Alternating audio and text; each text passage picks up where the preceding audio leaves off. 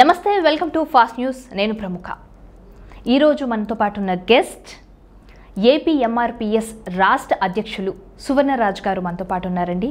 So ఈయన పేరు వినగానే మనం చాలాసార్లు విని ఉంటాం.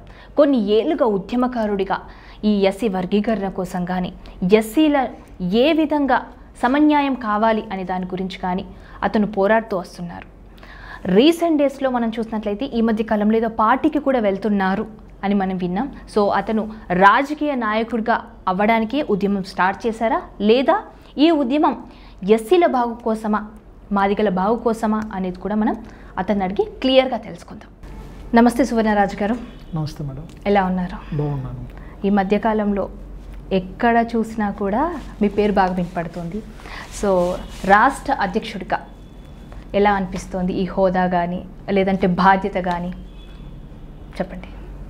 అంటే ఆంధ్రప్రదేశ్ మాదిగ రిజర్వేషన్ పోరాట సమితి అధ్యక్షుడిగా ఇది నేను పెట్టుకున్నది కాదు, నాకు ముందున్నటువంటి నాయకులు చేసిన పోరాటాలు, ఓకే, వాళ్ళతో నడుచుకుంటా నేను వెళ్ళినటువంటి ప్రయాణం ద్వారా ఆంధ్ర రాష్ట్రంలో ఉన్నటువంటి 13 జిల్లాలు, ఓకే, ఇప్పుడు 26 జిల్లాలు, అప్పుడు 13 జిల్లాల్లో ఉన్నటువంటి మా మాదిగ సామాజిక వర్గానికి చెందినటువంటి నాయకత్వంతో పనిచేస్తూ అధ్యక్షుడిగా నన్ను ఎన్నుకోవటం, అక్కడ నుంచి అనేక పోరాటాలు చేసుకుంటా ఈరోజు సమస్య పరిష్కారం వైపుకి అడుగులు పడ్డాయి. కాబట్టి వర్గీకరణ జరగబోతున్న ఒక ఆనందంతో సంతోషంతో కూడా ప్రస్తుతం 30 ఏళ్ళ మాదిగల యొక్క పోరాట కళ వర్గీకరణ జరగటం, ఆ వర్గీకరణని చేసే క్రమంలో ఈరోజు ప్రభుత్వాలు సుప్రీంకోర్టు ఇచ్చినటువంటి జడ్జిమెంట్ ద్వారా ప్రభుత్వాలు కూడా వర్గీకరణ చేయడానికి అనుకూలంగా ఉన్నాయి. కాబట్టి ఆల్రెడీ తెలంగాణలో కూడా వర్గీకరణ జరుగుతుంది కాబట్టి స్వాగతించారు సీఎం. దాన్ని స్వాగతిస్తూ వర్గీకరణ మీద కూడా జరుగుతుంది. ఆంధ్రాలో కూడా జరిగే అవకాశాలు ఉన్నాయి. మీరు ఏకీభవిస్తున్నారండి రేవంత్ రెడ్డి గారి? 100% సుప్రీంకోర్టు వర్గీకరణ కోసం ఇచ్చినటువంటి గైడెన్స్ కానీ తీర్పు కానీ అసెంబ్లీ జరుగుతున్నప్పుడే మొట్టమొదటి వ్యక్తిగా తెలంగాణ నుంచి వర్గీకరణ చేస్తానని హామీ ఇచ్చి నేడు బిల్లుగోడి పెట్టినటువంటి ముఖ్యమంత్రి రేవంత్ రెడ్డి గారికి ఆంధ్రప్రదేశ్ మాదిగ రిజర్వేషన్ పోరాట సమితి తరఫున ప్రత్యేకమైనటువంటి ధన్యవాదాలు, కృతజ్ఞతలు కూడా తెలియజేసుకుంటాం. ఓకే, ఇప్పుడు మనకు ఎంఆర్పిఎస్ అనేది జనరల్గా మనకు ఉమ్మడి రాష్ట్రం ఉన్నప్పటి నుంచి కూడా ఉండింది. మీరు సపరేట్గా ఏపీ ఎంఆర్పిఎస్ అని పెట్టడానికి రీజన్ ఏంటండి? ఉమ్మడి రాష్ట్రంగా ఉన్నటువంటి ఆంధ్రప్రదేశ్ విభజన తర్వాత కొన్ని అనివార్య కారణాల వల్ల ఆంధ్రప్రదేశ్లో ఉన్నటువంటి మాదిగ సామాజిక వర్గంలో కూడా ఒక లీడర్షిప్ కోసం, ఉద్యమాన్ని కూడా బలోపేతం చేయడం కోసం ఎక్కడ వర్గీకరణ అనేది ఒక తెలంగాణకే పరిమితం అవుతుంది అన్నటువంటి ఒక ఆలోచనతో ఆంధ్ర రాష్ట్రంలో కూడా మాదిగలు ఉన్నాం. వర్గీకరణ కోసమే పోరాటం చేయాలి. ఆంధ్ర రాష్ట్రం కూడా తక్కువ కాదు, ఉద్యమం పుట్టింది ఆంధ్ర రాష్ట్రంలోనే. ప్రాణత్యాగం చేసినటువంటి మొట్టమొదటి వ్యక్తి కూడా ఆంధ్ర రాష్ట్రం అనంతపురం జిల్లా తాడిపత్రి నుంచే. అటువంటి నాయకత్వం వహించిన ఆంధ్రాలో కూడా మాదిగలను ప్రాతినిధ్యం వహించాలన్న ఆలోచనతో నాకు ముందున్నటువంటి ఇప్పుడు ఎమ్మెల్యే అయినటువంటి వ్యక్తి ఎంఎస్ రాజు, జిన్నే రమణయ్య అధ్యక్షుడిగా వర్కింగ్ ప్రెసిడెంట్గా ఆంధ్ర రాష్ట్రంలో ఏర్పాటు చేయటం, వాళ్ళతో యువజన విభాగ అధ్యక్షుడిగా పనిచేసుకొని ఈరోజు అధ్యక్షుడిగా నేను నా పరిధిలో ఉన్నటువంటి దాదాపు ఈ 4-5 సంవత్సరాలుగా రాష్ట్ర వ్యాప్తంగా మాదిగలను సమీకరించుకొని మా వంతు మేము ప్రయత్నం చేస్తూ ఢిల్లీ జంతర్ మంతర్లో కూడా కేంద్ర ప్రభుత్వానికి కూడా వ్యతిరేకంగా వర్గీకరణ చేయాలని తీర్పు కోసం చేసినటువంటి పోరాటాలు అందరితో పాటు మేము కూడా చేసాం. ఆంధ్ర రాష్ట్రంలో కూడా సపరేట్గా మాదిగలం ఉనికి కాపాడుకుంటూ వచ్చాం. ఇప్పుడు ఎస్సీ వర్గీకరణ ఏ అంశాల మీద మీరు కావాలనుకుంటున్నారు? ఎస్సీ వర్గీకరణ అనేది ఎస్సీలో ఉన్న 59 కులాలు విద్యా, ఉద్యోగ, రాజకీయ, ఆర్థిక, సామాజిక రంగాల్లో సమానత్వం కోసం అంబేద్కర్ గారు పోరాడి సాధించి ఇచ్చినటువంటి రిజర్వేషన్లు, షెడ్యూల్ క్యాస్ట్ రిజర్వేషన్లు అయితే ఆ రిజర్వేషన్లు ఒక వర్గానికి మాత్రమే అత్యధికంగా విద్యా, ఉద్యోగాల్లో లబ్ధి పొందుతున్నారు. మిగిలినటువంటి 58 కులాలకు కూడా వాటి యొక్క ఫలాలు అందటం లేదన్నటువంటి ఒక అంశాన్ని తీసుకొని పూర్తి స్థాయిలో 59 కులాలకు కూడా సమానంగా వాటి ఫలాలు అందాలని దాదాపు 30 ఏళ్ళుగా పోరాటం చేస్తూ. సో మీరు ఎస్సీలో వర్గీకరణ దాని గురించి మీరు మాట్లాడుతున్నారు. ఇప్పుడు అందరికీ ఎస్సీ అనగానే మాల, మాదిగ ఇవి మాత్రమే రిజర్వేషన్స్ ఉన్నాయని అనుకుంటున్నారు, కానీ ఇంకా 58 కేటగిరీస్ ఉన్నాయని మీరు చెప్తున్నారు. సో అవేంటో మీ మాటల్లో? ఎస్సీలో మాదిగ ఉపకులాలు 18, మాల ఉపకులాలు 26. ఓకే. మాదిగులు గతంలో వర్గీకరణ జరిగినప్పుడు మాదిగులు బి కేటగిరీలో 7%, ఓకే. సి కేటగిరీలో మాలలు 6%, ఏ కేటగిరీలో ఆది ఆంధ్రులు వాళ్ళకు 1%, డి కేటగిరీలో రెల్లి 1%. ఇలాగా జనాభాను ప్రకారం ఆ రోజు 7, 6, 1, 1 15% రిజర్వేషన్ని సమానంగా పంచడానికి ఆ రోజు వర్గీకరణ జరిగితే అప్పుడు 30,000 మందికి పైగా ఉద్యోగాలు మాదిగ ఉపకులాలకు వచ్చాయి. ఓకే. అలాగే 1,00,000 మందికి పైగా విద్యార్థులు ఎంబీబీఎస్ కానీ ఇంజనీరింగ్ కానీ చదువుకోవడానికి అవకాశాలు వచ్చాయి. అంటే గత 4 సంవత్సరాలు వర్గీకరణ 2000 నుంచి 2004 వరకు ఉన్నటువంటి వర్గీకరణ ద్వారా ఎంత లబ్ధి పొందినప్పుడు దానికి ముందు వర్గీకరణ జరగకున్నప్పుడు ఎంత లబ్ధి పొంది ఉంటారు, మేము ఎంత లబ్ధి పొందకనే వెనకబాటుతనానికి గురి ఉన్నాం. ఈ 2 విషయాల్లోనే అర్థమవుతుంది. ఓకే. ఓకే అండి సువర్ణరాజు గారు, మీరు మీకంటూ ఎస్సీలకి హోదా ఉండాలి, పొలిటికల్గా ముందుండాలి, సమానంగా హక్కులు ఉండాలి అనేసి మీరు పోరాడుతూ ఇక్కడి వరకు వచ్చారు. కానీ ఎస్సీలకే ఒక యూనిటీ లేదు అనే రకంగా బయట మాట్లాడుతున్నారు. ఉదాహరణకు మందకృష్ణ మాదిగ గారు కూడా ఇప్పుడు మీరున్నటువంటి ఏదైతే యూనియన్ ఉందో దానికి అంత సపోర్టివ్గా లేరన్నట్టుగా మేము వింటున్నాం. దాని గురించి మీ అభిప్రాయం చెప్పండి. దండోరా మొదలుపెట్టింది 94లో మందకృష్ణ మాదిగ. వర్గీకరణ యొక్క షెడ్యూల్ కులాలు పొందుతున్నటువంటి వర్గీకరణ ద్వారా ఎస్సీ కులాలు 59కి సమానంగా అందాలనేటువంటి ఒక దృక్పథంతో మందకృష్ణ దండోర ఉద్యమాన్ని మొదలుపెట్టి నేడు ఈ స్థాయిలో ఉంచాడు.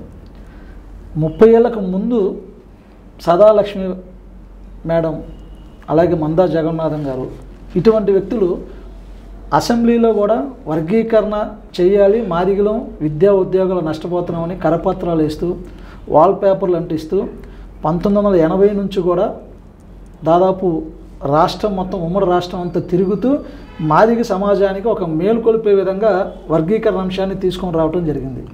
అందులో భాగంగానే 1991లో హైదరాబాదులో పెట్టినటువంటి మాదిగల సభ లక్షలాది మంది మాదిగలను ఏకం చేసి సదాలక్ష్మి గారు, మందా జగన్నాథ్ ఇలా ఇటువంటి మేధావులందరి సమక్షంలో భారీ స్థాయి మీటింగ్ జరగటం, దానికి 1,00,000 మంది మాదిగ రావటం కూడా జరిగింది. అంటే అప్పుడు నుంచి పోరాటం మొదలుకుంటే 94లో కృష్ణన్న ఎత్తుకున్నటువంటి పోరాటం గ్రామ స్థాయి వరకు వెళ్ళటం, ప్రతి మాదిగ బిడ్డకి తెలిసే విధంగా ఇలా ఎంతో కష్టపడి ఎన్నో పోరాటాలు చేసి ఎన్నో త్యాగాలు చేసి ఈరోజు వర్గీకరణ సాధించుకునే క్రమంలో ముందున్నాం. ఓకే. ఇప్పుడు ఎస్సీ జనాలతో కంపేర్ చేస్తండి, ఎస్టీ జనాభా చాలా తక్కువగా ఉంది. సో వాళ్ళకు రిజర్వేషన్స్లో సపరేట్గా ఇంత కేటాయిస్తామంటే మీరు ఏమైనా అభ్యంతరం వ్యక్తం చేస్తారా? ఎస్టీ రిజర్వేషన్లు సపరేట్, ఎస్సీ రిజర్వేషన్ సపరేట్. ఎస్టీలో ఉన్నటువంటి 36 తెగలు వాళ్ళు వర్గీకరణ వాళ్ళు కూడా ఏబీసీల కోసం పోరాటం చేశారు. ఎందుకంటే ఎస్టీ అనగానే ముందు ఎరుకుల కులం కానీ, లంబాడి కానీ, బోయలు, వీళ్ళంతా కూడా ఎరుకుల ఎస్టీ అనగానే ఎరుకులను గుర్తొచ్చింది అందరికీ. కానీ అందులో కూడా ఒక వర్గం వ్యక్తులు ఎక్కువగా ఐఏఎస్ ఆఫీసర్లు, ఐపీఎస్ ఆఫీసర్లు అలా వెళ్తూ ఉండి వృత్తి లేకుండా వేరే వృత్తిలో ఉన్నారనే ఆలోచనతో వీళ్ళకి చదివే లేకుండా ఇబ్బంది అయినటువంటి ఈ కులాల్లో కూడా చాలా ఉన్నాయి.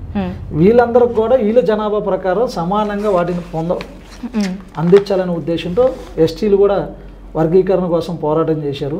ఈరోజు సుప్రీంకోర్టు జడ్జిమెంట్ వల్ల 2 వర్గాలకు కూడా న్యాయం జరిగే అవకాశాలు ఉన్నాయి. ఓకే.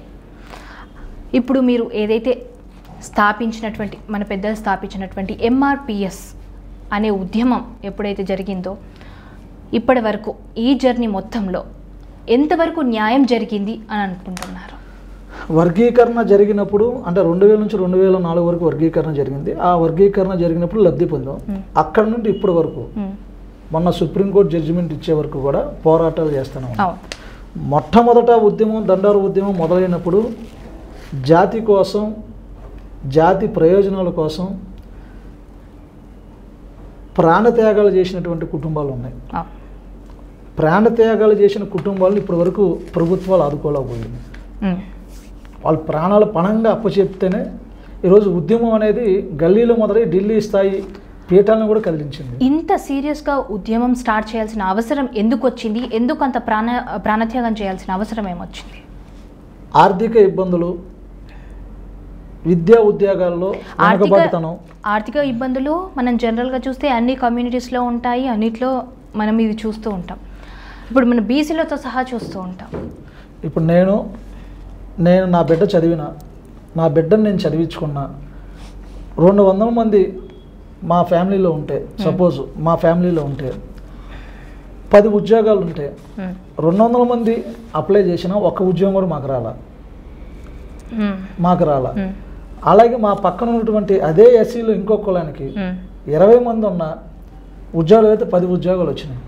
అంటే మేము చదివినా కూడా మాకు పోటీ పడే తత్వంలో మాదిగలం లేము. ఎందుకంటే ఎడ్యుకేషన్లో కూడా అప్పుడు వాళ్ళకంటే కూడా మేము తక్కువలో ఉన్నాం కాబట్టి, అన్నిట్లో వెనుకబడతానికి గురై ఉన్నాం కాబట్టి, ఆ విద్యా ఉద్యోగాలు రిజర్వేషన్ జరిగితే మాదిగలు 100 మంది ఉంటే 100 మంది పోస్టులుగా అప్లై చేసుకుంటే మాకున్న జనాభా ప్రకారం మాకు ఆ 30 కానీ 40 కానీ 50 కానీ మా బిడ్డలకు వస్తే వాళ్ళు డెవలప్ అవుతారనే ఉద్దేశంతో వీళ్ళు వాళ్ళ బిడ్డలని ఆలోచించి జాతి ప్రయోజనాల కోసం ప్రాణాలు అర్పించారు. అది దేశ స్వతంత్రం కోసం ఏ విధంగా అయితే ప్రాణత్యాగాలు చేసి దేశానికి మన స్వతంత్రం తెచ్చుకున్నామో అదే స్వతంత్రం మాదిరిగా రిజర్వేషన్లు అనేవి మా మాదిగ బిడ్డలకు అందితే మా బిడ్డలు చదువుకొని ఉద్యోగాలు పొందుతారు, వాళ్ళ కుటుంబాలు వాళ్ళు ఆర్థికంగా నిలబడతారు, కులానికి ఉపయోగపడతారనే ఉద్దేశంతో ఎంతోమంది త్యాగాలు చేశారు, జైలు పాలు అయ్యారు, బస్సులు ధర్నాలు చేశారు, రైలు రోకాలు చేశారు. గల్లీ నుంచి చలికి గడ్డ వణుకుతూ ఢిల్లీ ప్రయాణం అయ్యి 2 రోజుల పాటు జనరల్ ట్రైన్లలో ఎక్కి వేలాది మంది ఢిల్లీలో కూర్చొని రోజుల తరబడి ఉద్యమాలు చేసినటువంటి ఎంఆర్పిఎస్ ఉద్యమం అనేది ఒక పోరాటానికి నాంది పలికినటువంటి ఉద్యమం. ఇంత కష్టపడి ప్రాణత్యాగం చేసిన ఉద్యమకారుల కుటుంబాలకి గవర్నమెంట్ ఎలాంటి సాయం అందించింది? ఇప్పుడు ఎటువంటి సాయం కూడా అందించలేదు. ఆ రోజు చనిపోయినప్పుడు ఎస్క్రేషియాలో ప్రకటించడం, అది అందినయో లేదో కూడా తెలియని పరిస్థితుల్లో ఉన్నారు ఎన్నో కుటుంబాలు. ఇప్పుడు మేము వర్గీకరణ జరుగుతుంది, 2 రాష్ట్రాలు కూడా వర్గీకరణ జరిగిద్ది. వర్గీకరణ చేస్తూనే ప్రభుత్వాలు ఎవరైతే ప్రాణత్యాగాలు చేసినటువంటి వ్యక్తులు ఉన్నారో ఆ అమరవీరుల యొక్క కుటుంబాల్లో ఉన్నటువంటి వ్యక్తులకు ఉద్యోగం కల్పించి వాళ్ళకి భరోసా ఇవ్వాలనేది ఒక డిమాండ్ పెట్టాలనుకుంటున్నాం. కుటుంబానికి ప్రాణత్యాగాలు. అలాగే ఉద్యమం కోసం జైలు పాలయ్యి అనేక కేసులు అనుభవిస్తూ ఇప్పటికీ కోర్టుల చుట్టూ తిరుగుతున్నటువంటి వీరుల మీద కేసులు కూడా తీసేయని కూడా ప్రభుత్వాన్ని అడగాలనుకుంటున్నాం. అది ఒక డిమాండ్ పెట్టాలి. ఇప్పుడు రేవంత్ రెడ్డి గారు ముందుకొచ్చి ఎస్సీ వర్గీకరణ గురించి మాట్లాడారు. మరి ఏపీ సీఎం ఎందుకు ముందుకొచ్చి మాట్లాడడం జరగలేదు? ఇప్పుడు చంద్రబాబు నాయుడు గారు ఎలక్షన్లప్పుడు కూడా వర్గీకరణ చేస్తానన్నాడు, వర్గీకరణకి నేను అనుకూలం అన్నాడు, ఎలక్షన్లో తిరిగారు. మాదిగలందరూ కూడా పెద్ద ఎత్తున చంద్రబాబు గారికి ఓట్లు వేయటం జరిగింది. చంద్రబాబు గారు అధికారం చేపడతానికి కూడా మాదిగలు పాత్ర చాలా ఉంది. 2014లో కూడా ఆయన మీకోసం వస్తున్న పాదయాత్రలో కూడా మాదిగలకి నిలబడతా, మాదిగ డప్పు కొట్టి పెద్ద మాదిగ కొంటా అన్నప్పుడు కూడా 2014లో మాదిగ ఓట్లేసి చంద్రబాబు నాయుడు గెలిపించుకున్నాం. ఇవాళ సుప్రీంకోర్టులో అటువంటి కేసు సుప్రీంకోర్టే గోడలు పగలగొట్టేలా రాష్ట్రాలు చేసుకునే అవకాశం ఇచ్చినటువంటి తీర్పుకి చంద్రబాబు గారు కట్టుబడి ఉండే ఏకసభ్య కమిషన్ నియమించడం జరిగింది. అత్యంత తొందరగా తెలంగాణలో మాదిరిగానే చంద్రబాబు నాయుడు గారు ఏకసభ్య కమిషన్ రిపోర్ట్ ఎప్పుడైతే మార్చి దాకా ఇచ్చారో ఇంకా ముందుగానే ఆ కమిషన్ను తీసుకొని త్వరగా వర్గీకరణ కూడా ఆంధ్ర రాష్ట్రంలో ఇంప్లిమెంటేషన్ చేసి ఆ సమస్య పరిష్కారం చేయాలని కూడా కోరుతున్నాం. మీరు ఇందాక అన్నారు ఈ షెడ్యూల్ క్యాస్ట్ అంతా కలిసి మేము ఓట్స్ వేసి చంద్రబాబు నాయుడు గారిని గెలిపించాం, ఓట్లకు మాత్రమే పరిమితం అవుతున్నాము, మమ్మల్ని పొలిటికల్గా తొక్కేస్తున్నారు అనేమైనా మీకు అనిపించిందా? తరతరాలుగా అన్ని విధాల్లో షెడ్యూల్ క్యాస్ట్ని, షెడ్యూల్ ట్రైబల్ని, బీసీలను కానీ తొక్కడం అనేది కంటి ముందు తొక్కరు. మనకు వచ్చిన అవకాశాలు సద్వినియోగం చేసుకోలేకపోవడంలో కొంత విఫలమవుతున్నాం. వచ్చిన అవకాశాల కోసం ఎదురు చూస్తూ వాళ్ళు ఇచ్చే భిక్షం కోసం చూస్తూ ఉంటాం. కొన్ని సందర్భాల్లో మేము పోటీ చేయాలంటే 29 ఆంధ్రాలో 29 ఎస్సీ నియోజకవర్గాలు, 29లో మాత్రమే మేము పోటీ చేయాలి. మాకు 175 ఉన్నాయి. మరి 175లో మేము పోటీ చేసే స్థాయికి ఎప్పుడు వెళ్ళాలి? మేము ఏ రోజైతే 175 నియోజకవర్గాలకి పోటీ చేసే స్థాయిలో ఉంటామో ఆ రోజు ఖచ్చితంగా ఆ రాష్ట్రం బాగుపడతాం. మేము ఏ పోరాటాలు చేసామో అంబేద్కర్ గారు కలలుగన్న సమాజం వైపు అడుగులు వేయగలం. అప్పుడు దాకా మేము అణచివేతకు గురవుతూనే ఉంటాం, ఉన్న దాంట్లో తృప్తి పొందుతూ ముందుకు వెళ్తూ ఉంటాం. అటువంటి పరిస్థితుల్లో మేము అందరం ఉన్నాం. ఓకే, మీరు తప్పుగా అనుకోకుండా ఒక్కసారి మనం గతానికి వెళ్దాం. ఒక 100 years బ్యాక్ వెళ్తే ఊర్లోకి ఎంట్రీ లేదు, గుళ్ళల్లోకి ఎంట్రీ లేదు. అలాంటిది కాస్త ఇప్పుడు ఇంటర్ కాస్ట్ మ్యారేజెస్ అయ్యే వరకు అడుగులు వేస్తూ వస్తున్నాం. అంటే ఇంకా కూడా ఈ క్యాస్ట్ని సపరేట్గా అణచివేయబడుతుంది అని అనుకుంటున్నారు ఇంకా సమాజంలో. ఇప్పటికీ గుళ్ళలోకి వెళ్తున్నారు, ఊళ్ళల్లోకి వస్తున్నారు, సర్పంచ్లు అవుతున్నారు, జడ్పీటీసీలు అవుతున్నారు, వీళ్ళకంటూ ఒక హోదా ఉంటుంది. ఒకప్పుడు నా చిన్నతనంలో నేను చూసినప్పుడు ఒక ఎస్టీ క్యాండిడేట్ సర్పంచ్గా ఉంటే రిమైనింగ్ ఎవరైతే ఊరు పెద్దలు ఉంటారో ఈ ఓసీ క్యాండిడేట్ పీపుల్ వాళ్ళందరూ కూడా పైన చైర్స్ మీద కూర్చుంటే తను మాత్రం సర్పంచ్ అయినా కూడా తన పక్కన నుంచున్నారు. ఆ పరిస్థితి నేను చూశాను. దాని తర్వాత ఇప్పుడు అలాంటి పరిస్థితి లేదు. ఇప్పుడు ఎలాంటి ఎస్సీ ఏదైతే కమ్యూనిటీ ఉన్నారో వాళ్ళందరూ వచ్చి ఎలాంటి హోదా లేకున్నా పంచాయతీ ఆఫీస్లో కూర్చొని చర్చలు పెడుతున్నారు. సో ఇంత మనం సమాజం ఇంత మారుతూ వస్తుంది, జనాలు మారుతూ వస్తున్నారు, బట్ మీరు ఇంకా అణచివేత జరుగుతూనే ఉందని మాట్లాడడానికి రీజన్ ఏంటి? ఒక ఎస్సీ ఎమ్మెల్యే, ఒక ఓసీ కార్పొరేటర్, వీళ్ళిద్దరి మధ్య తేడానే మనకు తెలిసిపోయింది. ఎస్సీ ఎమ్మెల్యే అయినా సరే ఒక కార్పొరేటర్తో పోటీ పడగలమా? పోటీ పడలేము. ఏ విధంగా అంటారు? ఎందుకంటే ముఖ్యమంత్రి ఎవరు, అధికారం ఎవరి చేతిలో ఉంది? అధికారం ఉన్నవాడి చేతిలో రిజర్వ్ కేటగిరీ కింద మేము పోటీ చేసి గెలిచినంత కాలం వాళ్ళు చెప్పిన విధంగానే మా ఎమ్మెల్యేలు నడుచుకోవాల్సి వచ్చే పరిస్థితి అక్కడ ఉంటుంది. ఎగ్జాంపుల్ ఏపీలో పుష్పశ్రీవల్లి గారు మనకు లాస్ట్ ఇయర్ మినిస్టర్గా ఉన్నారు. తను కూడా షెడ్యూల్ కేటగిరీలోనే మినిస్టర్ అయ్యారు. సో మీరు అంటున్నారు ఇంకా మాకు రిజర్వ్ వల్లే మినిస్టర్లు ఇస్తున్నారు, రిజర్వేషన్ వల్లే మాకు ఎమ్మెల్యేలు ఇస్తున్నారు, రిజర్వేషన్ వల్లే ఆ కేటగిరీ ప్రకారం ఎమ్మెల్సీలు ఇస్తున్నారు తప్ప మాకు అందరితో పాటు సమానంగా అన్ని రాజకీయ పార్టీలతో పాటు అలాగే అన్ని ఆధిపత్య కులాలతో సమానంగా ఉండటం కోసం ఇవ్వట్లా. ఎంతమందికి ఈ రాష్ట్రంలో కానీ ఉమ్మడి రాష్ట్రాల్లో ఎంతమంది పారిశ్రామికవేత్తలుగా ఎస్సీలు ఉన్నారు? మీతో పోటీ పడే విధంగా అంటే ఆధిపత్య కులాల్లో అధికారంతో ఉన్నటువంటి నాయకత్వంలో ఎంతమంది ఎస్సీలు కానీ ఎస్టీలు కానీ బీసీలు కానీ పారిశ్రామికవేత్తలుగా ఎంతమంది ఉన్నారు? అలాగే సంపదలో ఎంతమంది ఉన్నారు? ఈ రాష్ట్రాల్లో ఉన్నటువంటి భూముల్లో వాటా పొందిన వాళ్ళు ఎంతమంది ఉన్నాము? లక్షల కోట్ల రూపాయలు ఉన్నటువంటి అధిక ధనాన్ని పొందేటువంటి నాయకత్వంలో మేము ఉన్నామా? ఎక్కడ లేవు. మేము ఉద్యోగాల్లో విద్యలో మేము అడిగేది ఈ రెండు కాకుండా ఇంకొకటి మా రిజర్వ్ కేటగిరీలో షెడ్యూల్ క్యాస్ట్లో ఇస్తున్నటువంటి ఎమ్మెల్యేలో వాటి గురించి అడుగుతున్నాం. ఇలా అడిగినంతకాలం మేము ఇలాగే ఉంటాం. ఎప్పుడైతే మేము 175 నియోజకవర్గాల్లో కూడా పోటీ చేయడానికి ముందుకు వెళ్తామో డెఫినెట్గా మాకు మార్పులు అనేది సాధ్యమైంది. ఆ మార్పు రావాలంటే మా జనంలో నుంచి రావాలి. అది ఇప్పటివరకు మీరు ఏపీ ఎంఆర్పిఎస్ రాష్ట్ర అధ్యక్షులుగా ఉన్నారు. ఈ మధ్య కాలంలో మేము వింటున్నాం జనరల్గా మనం రాజకీయాల్లోకి ఎంటర్ అవుతున్నామంటే పేరు పొందిన పార్టీలోకి లేదంటే ఆపోజిషన్లోకి వెళ్ళడం జరుగుతుంది. ఎగ్జాంపుల్ అక్కడ మీకు చంద్రబాబు నాయుడు గారు వర్సెస్ జగన్ గారు. సో ఈ రెండు దిగ్గజాలు ఉన్నా కూడా ఒక రకంగా మీరు ఏదో ఒక చిన్న పార్టీలోకి వెళ్తున్నారన్నట్టుగా సమాచారం వచ్చింది. ఆ పార్టీ ఏంటి, అసలు మీరు ఎందుకు అదే పార్టీని చూస్ చేసుకున్నారు, ఎందుకు వెళ్ళాలనుకుంటున్నారు? నేను పొలిటికల్గా వెళ్ళాలని కాదండి, నేను ఉద్యమకారుడిగా నా జీవితం కొనసాగించుకున్నా. అలాగే ఉద్యమం ద్వారానే నేను చనిపోయినా సరే నేను నా నల్ల కండవతోనే కప్పుకొని చనిపోవాలనేది నా ధ్యేయం, నా లక్ష్యం. ఎందుకంటే నన్ను నమ్మి ఎంతోమంది త్యాగాలు చేసి నాతో పాటు నడిచినటువంటి వ్యక్తులు చాలామంది ఉన్నారు.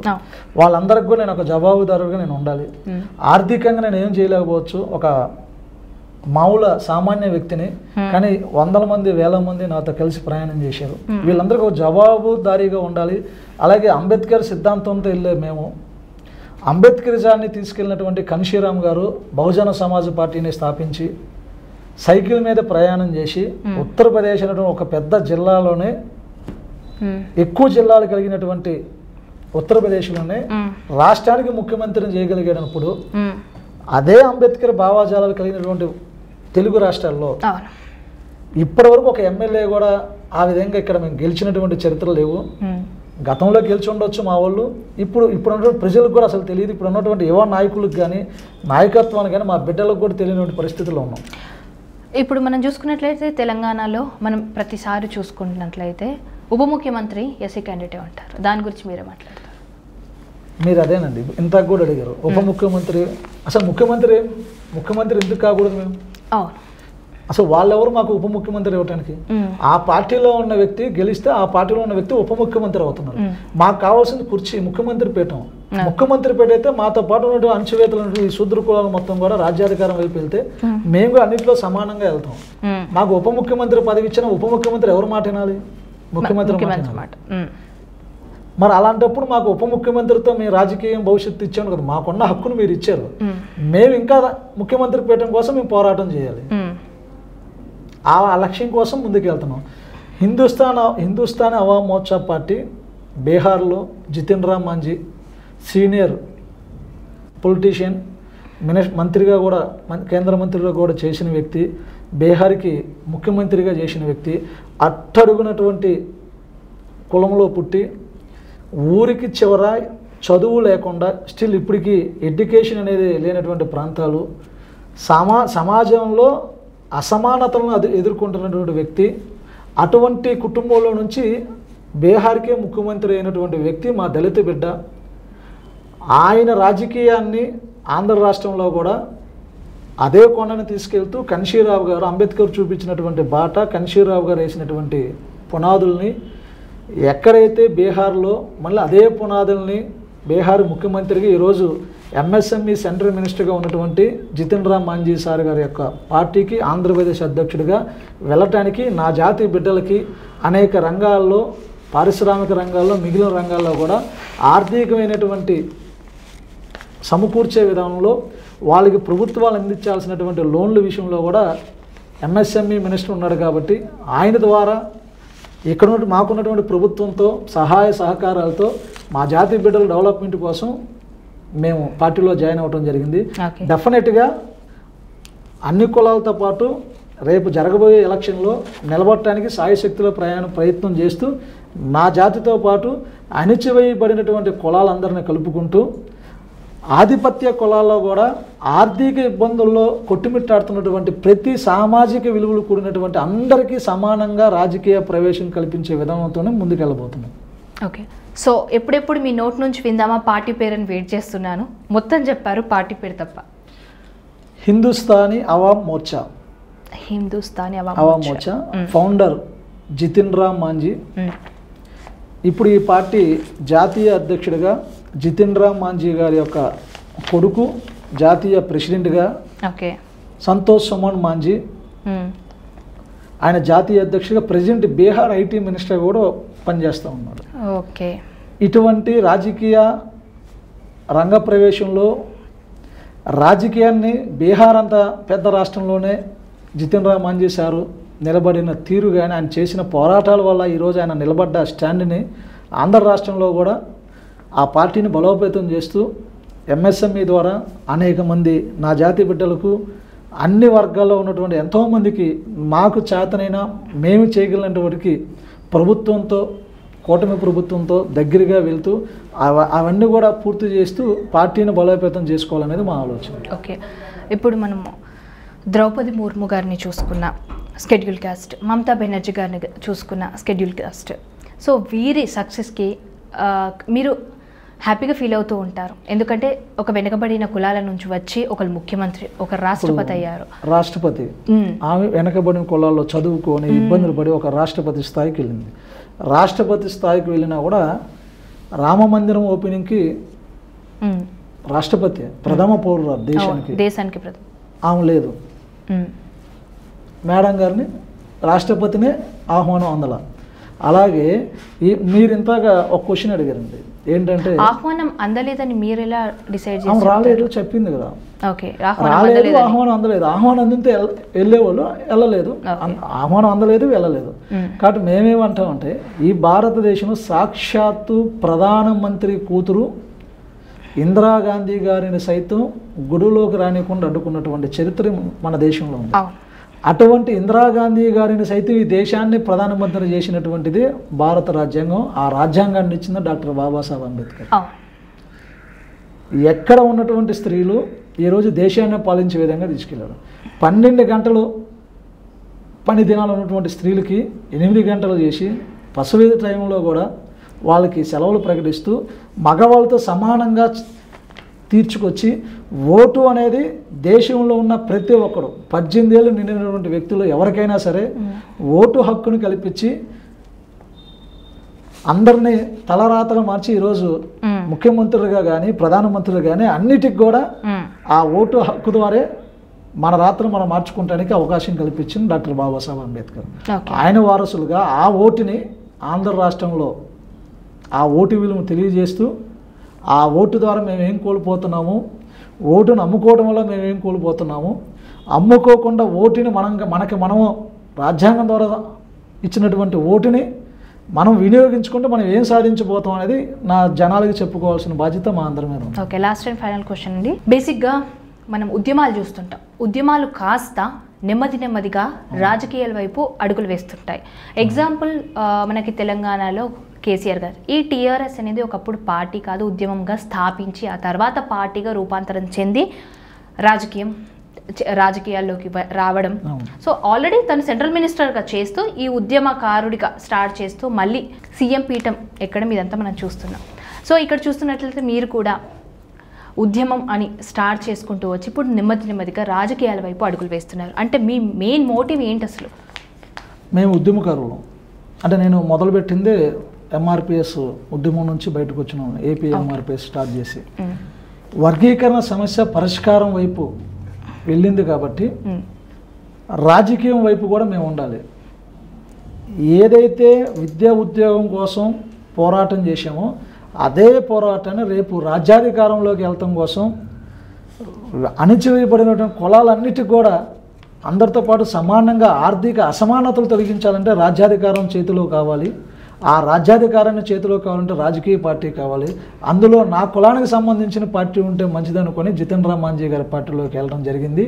ఆ పార్టీ ద్వారా ఈ రాష్ట్రంలోకి ఆంధ్ర రాష్ట్రంలో భవిష్యత్తులో ముందుకి రాజకీయంలో కూడా మా జాతి బిడ్డలందరూ కూడా ఎక్కువ మందిని నిలబెట్టే విధంగా అణిచివేయబడ్డ కులాలన్నిటిని కూడా ముందుకు తీసుకొచ్చి వాళ్ళని కూడా సమన్వయం చేస్తూ ముందుకెళ్ళాలనే ఆలోచనతో ఉన్నాం. ఓకే, మనం చూస్తున్నట్లయితే వేరే కంట్రీస్లో వేరే దేశాలలో కలర్కి సంబంధించినటువంటి సపరేట్గా చూడడం, అంటే తెల్లవాళ్ళు నల్లవాళ్ళు ఇలా కైండ్ ఆఫ్.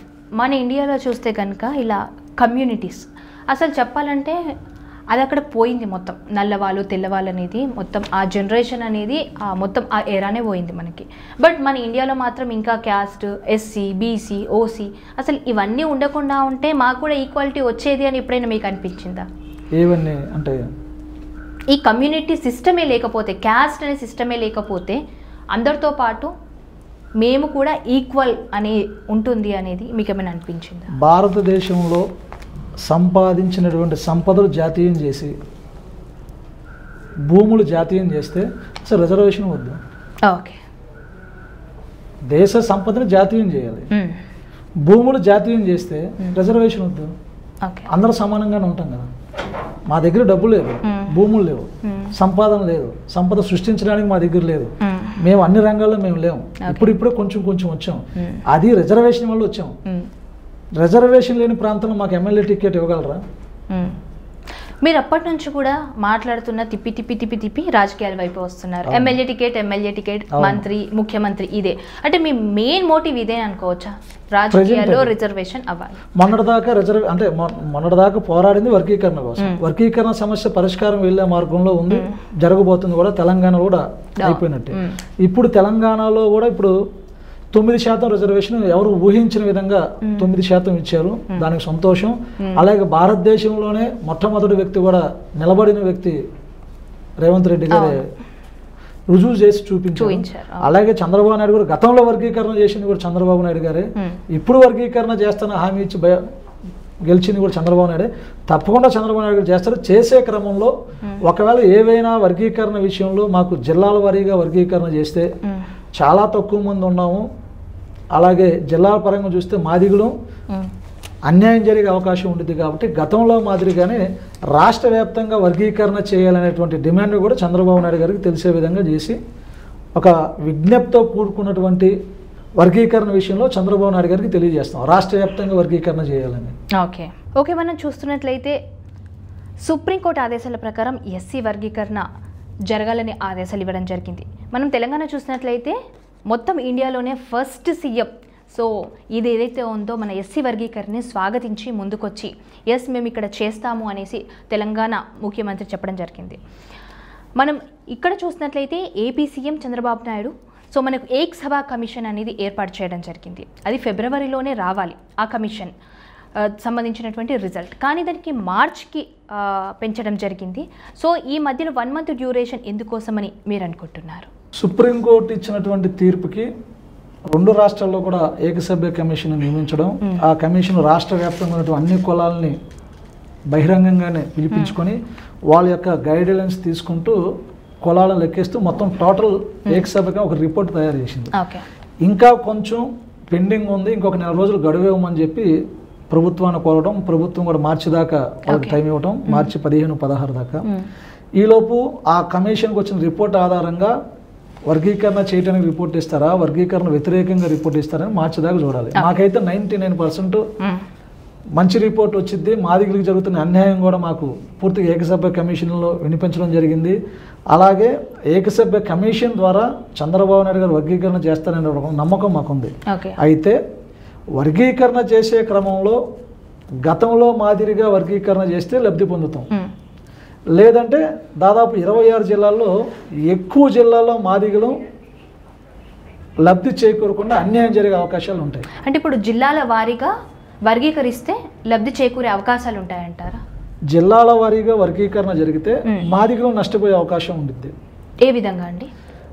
ఇప్పుడు శ్రీకాకుళం కానీ, విజయనగరం కానీ, విశాఖపట్నం కానీ, అలాగే ఈస్ట్ గోదావరి కానీ, వెస్ట్ గోదావరి, ఈ 5 చూసుకుంటే శ్రీకాకుళంలో 60,000 50,000 అలా ఉంటాం, 1,00,000 మంది బిలో ఉంటాం. 70,000 80,000 శ్రీకాకుళం, విజయనగరం, విశాఖపట్నం ఒక్కొక్క జిల్లాలో.